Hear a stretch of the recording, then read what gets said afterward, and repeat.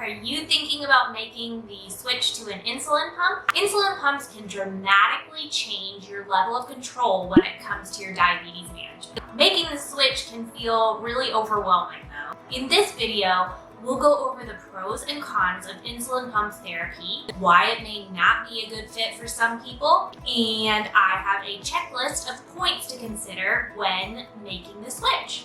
An insulin pump is a machine that delivers insulin via a cannula, which is a small plastic or steel tube that sits in the body for up to 3 days. The insulin pump user can deliver correction and mealtime boluses using a remote or the insulin pump itself. Basal profiles are programmed to give small amounts of insulin throughout the day in order to act as background insulin that we normally would get from our pancreas or long-acting insulin like Lantus or Tresiba or Basaglar. This means that you will only be using short-acting insulin while on an insulin pump. There are some advantages of using an insulin pump over multiple daily injections.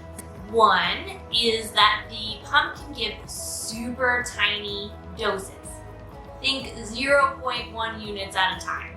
This is helpful for people who are super sensitive to insulin, like small children or the newly diagnosed. The smaller doses also allow for tighter control. For example, let's say it would take 0.3 units to bring my blood glucose down to a target range of 100 milligrams per deciliter. If I'm using an insulin pump, I can easily deliver that small dose. If I'm using an insulin pen, however, I don't have the option to give that small of a dose due to limitations of my insulin pen. Insulin pumps also allow you to easily change basal rates and bolus ratios. We tend to have rises and dips in our insulin needs throughout the day based on hormones and stress and other activities. When we're taking just an injection of long-acting insulin, the only way we can adjust to those dips and rises is with insulin or food. With an insulin pump though, you can adjust your basal rate to give you more or less insulin at a certain time of day or in that moment, depending on what your insulin needs are. And finally, one of the most attractive advantages to pumping is the loop technology that is available. Loop algorithms work with your continuous glucose monitor. They read the blood glucose reading and they predict where the blood glucose will go next. It will then, depending on the type of pump, administer or withhold insulin to help keep you in target range. This significantly decreases the burden of care for the person with diabetes or the caregiver, as they don't have to think as much about adjusting on their own.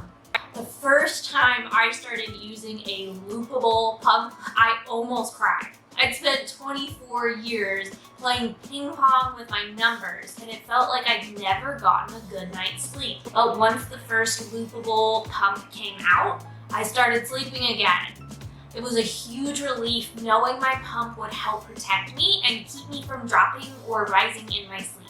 This isn't to say, though, that people on MDI can't have tight control. Many people still can and still do. Pumps may just make things a little bit easier. Now, let's talk about some of the disadvantages to pump therapy. The first one is that insulin pumps can experience mechanical failure. Whether it's something wrong with the tubing or the pump itself, this can be really frustrating and dangerous for the user. This reminds me of a time back in college. I had just gotten a new kitten. I woke up though feeling super weird. I had to skip my orchestra rehearsal, which I had never done before. That's how bad I felt. I took a nap and I woke up still not feeling much better. I went through my whole day, and this was a time of some serious diabetes burnout for me, so I didn't check my blood glucose until the end of the day, in which I found that I was well over 400 milligrams per deciliter. Why? I looked down at my pump and saw that a certain kitten had chewed through my pump tubing during the night. So, if you decide to get an insulin pump, you want to make sure that you have the ability and motivation to monitor closely and troubleshoot when using an insulin pump in the event that something happens, like a certain kitten chewing through your tubing. Another disadvantage to pumps is the cost. Most insurance companies will cover some of the cost, but it all depends on the individual's plan and what the health insurance is like in your country. Out-of-pocket costs in the United States can still add up to hundreds and possibly thousands of dollars when starting pump therapy. In addition to acquiring the pump, the supplies are an additional cost for many of them. Lastly, insulin pumps come with a pretty steep learning curve.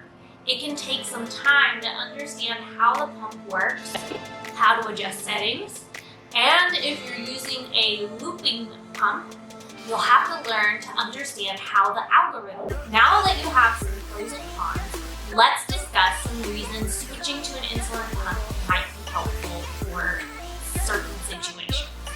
If you are or are hoping to become pregnant, an insulin pump can be very helpful when it comes to the fluctuating and significant insulin needs associated with pregnancy. Another reason to switch would be if you are having trouble remembering pen injections due to a busy schedule or just a certain job. It's a bit easier to just pull the pump out and press a few buttons. For people who desire maybe more flexibility with what they eat, an insulin pump can really help, especially those who are on a very low carb diet or something along those lines. The ability to adjust basal rates and use features like extended bolusing really are game changers for eating lots of different types of foods and different times of day. Some things to consider if you're on the fence about switching would be whether you would like to go for a tubed pump like the Tandem T-Slim or a tubeless pump like the Omnipod. Many people prefer the tubeless pump if they tend to be more active and would like to continue wearing the pump during certain activities, or maybe they feel the tubing would just get in the way too much. The tubed pumps on the market, however, allow for different types of infusion sets. See my video to learn more about what I'm talking about. Another perk with the tube pumps is that currently they are the only pumps on the market that have the loop algorithm. So that's a lot of information. I created a checklist with some of these questions to consider when deciding whether an insulin pump would be the right option. If you would like to download that, you can go to my website at www.givemesomesugar.coach/pump checklist. I hope this video gave you some things to think about when it comes to insulin pump therapy and whether it's something that might work for you and your diabetes. If you have more questions, don't hesitate to email me at rachel@givemesomesugar.coach or follow me on Instagram and you can direct message me there. That's at givemesomesugardiabetes. And I will see you in the next video.